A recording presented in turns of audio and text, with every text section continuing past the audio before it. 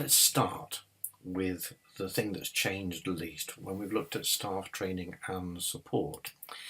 And I think we'd all stressed that if you're working with psychological and emotional needs, the staff training needs to be geared towards that, and the staff support needs to be geared towards recognising the emotional challenge and the psychological complexity.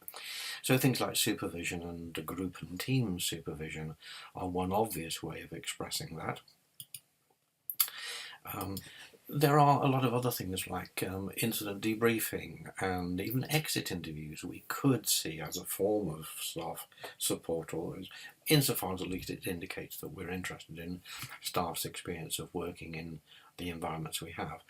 But when we're looking at the kind of training that we are expecting staff to have, well, there's probably a pretty much basic training curriculum for that's real, entry level. So understanding of empowerment and stigma, understanding something at least of the principles behind compound trauma, the basis in abuse and neglect. The significance of re-traumatization, both because homelessness is itself a traumatizing experience, and that sometimes the ways of working that some services have developed risk re-traumatizing.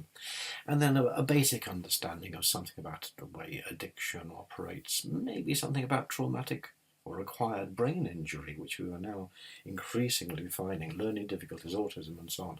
These under-recognised syndromes that may be part of what that individual is dealing with that we need to understand, even if we don't necessarily expect them to. And central to a lot of this, of course, is the recognition of the prevalence of personality disorder in the community at large, and in particular in those areas where people with problems end up, i.e. the prisons, A&E, GPs, and of course homelessness. So those we might see as a basic training module for any kind of psychologically informed environment.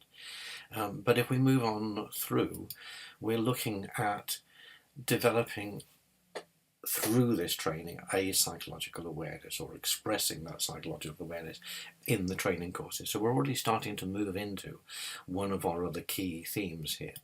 When we're looking at being psychologically